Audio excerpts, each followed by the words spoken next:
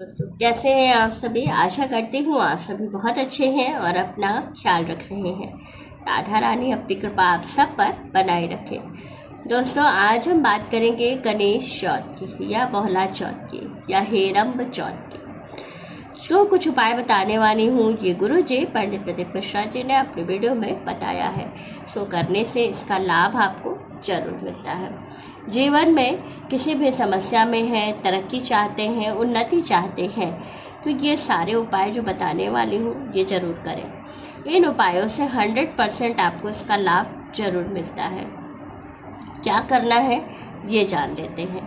तो विशेष रूप से आपको कुछ उपाय हैं जैसे कि हरी मूंग का उपाय, चावल का उपाय, समी पत्र का उपाय और बेलपत्र का उपाय और एक दीपक का उपाय। ये बहुत ही कारगर उपाय है, ज़रूर करें। सबसे पहले आप लोगों को एक चीज़ क्लियर करना चाहूँगी जो कि बहुत ज़्यादा पूरा कमेंट बॉक्स भरा पड़ा है एक क्वेश्चन से कि दी हम व्रत नहीं करते हैं, हमारे यहाँ नहीं होती है चौथ की पूजा, बोहला चौथ की, तो हम ये उपाय कर सकते हैं या नहीं कर सकते हैं। तो देखिए मैं बार बार आप लोगों से कहती हूँ किसी भी पूजा को करने के लिए या किसी उपाय को करने के लिए व्रत की आवश्यकता नहीं होती है, पहली चीज़। दूसरी चीज़ है अगर आपके घर में पारंपरिक तौर पर ये पूजा नहीं की जाती है तो कोई परेशान होने वाली बात नहीं है। चौथ की तिथि है, गणेश जी को समर्पित है, तो ये उपाय तो हम कर ही सकते हैं। व्रत नहीं करते हैं कोई बात नहीं है, मत करिए व्रत।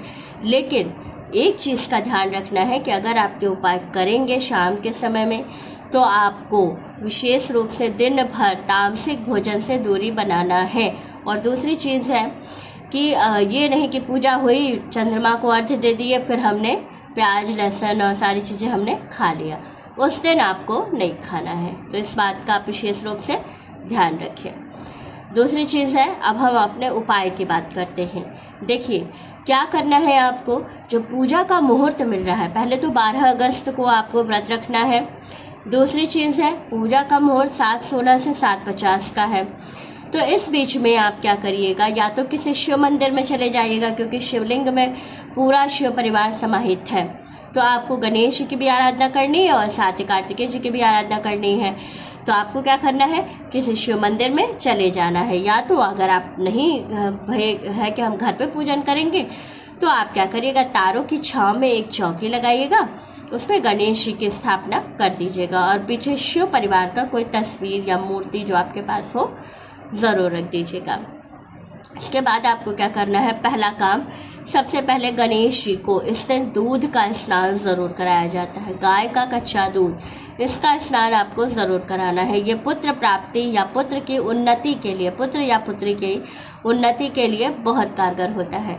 दूध कैसे चढ़ाना है, बर्तन में ले करके या पात्र में लेके डायरेक्ट नहीं चढ़ाना है, दुर्वा लेनी है, दुर्वा से दूध को उठाना है और गणेश जी को मार्जन करना है, भाव रूप में दूध से स्नान कराना है।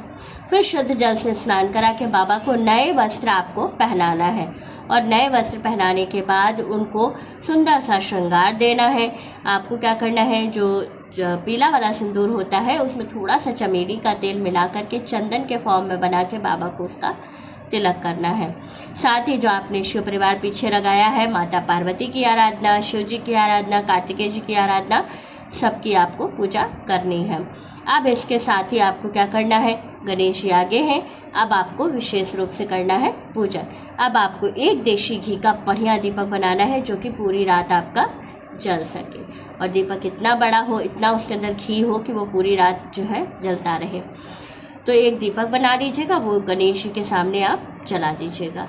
अब आपको क्या करना है, आपको इस दिन दुर्वा की माला जरूर चढ़ानी है। अगर नहीं मिले दुर्वा की माला तो मत परेशान होइएगा, खाली दुर्वा लीजिएगा, लेकिन ऐसे ही दुर्वा मत चढ़ाइएगा। दुर्वा को बंच के फॉर्म में, जैसे कि हम लोग बुके बनाते हैं, तो ऐसे जोड़ के उसको बांध दीजिएगा, 4, 6, 10 दुर्वा, इसमें कोई गिनती नहीं है, लेके बांध दीजिएगा और बांध करके तब गणेश जी को चढ़ाइएगा। ऐसा करने से, अब ये मैं क्यों कह रही हूँ, मैं आपको साथ साथ ये भी बताती चलूँगी कि ये चीज़ चढ़ाने पर या ऐसे चढ़ाने पर क्या लाभ होता है। तो इस तरह से बांध के जब आप चढ़ाते हैं तो आपकी जो संतान है दिनों दिन तरक्की करती है। दूसरी चीज़, अगर संतान बहुत ज़्यादा चिड़चिड़ी है तो उसका चिड़चिड़ापन थोड़ा कम होता है। तो ज़रूर कीजिएगा, बहुत ही अचूक उपाय है। तीसरी चीज़ आपको क्या करनी है, 1 मुट्ठी चावल और 1 मुट्ठी हरी मूंग लेना है। ध्यान से सुनिएगा और समझिएगा क्या करना है। हरी मूंग जो खड़ी वाली होती है, छिलके वाली हरे मूंग में होती है, छिलका उतरा हुआ दाल नहीं, और खड़ी चावल, आखा चावल लेना है आपको। 1-1 मुट्ठी अपने हाथ की ऐसे हथेली से उठाइएगा, जितना आपकी मुट्ठी में आ जाता है उतना, और दोनों को अलग अलग गणेश जी के सामने रखिएगा। जो हरी मूंग होती है ये हमारे जीवन में सुख और समृद्धि को भरती है।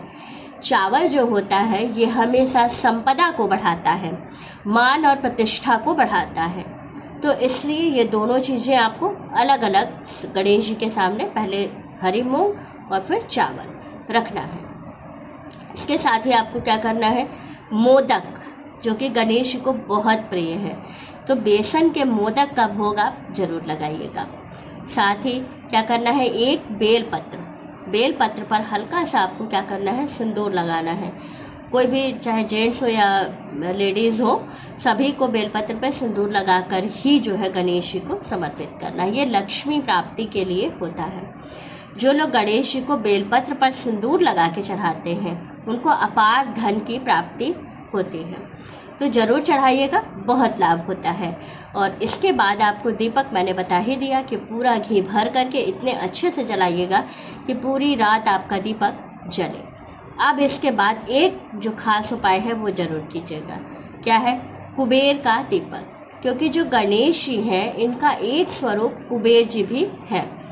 तो आपको क्या करना है, 1 दीपक कुबेर जी के नाम का अपने घर के मुख्य द्वार पर, जब आपकी संपूर्ण पूजा हो जाए, चंद्रमा को अर्घ्य दे लीजिए, तो 1 कुबेर का दीपक आप जरूर जलाइएगा। कहाँ पर, जहाँ पर आपके घर का मुख्य द्वार है, और वो चौमुखा दिया होगा, और ये देशी घी से भरा हुआ होना चाहिए।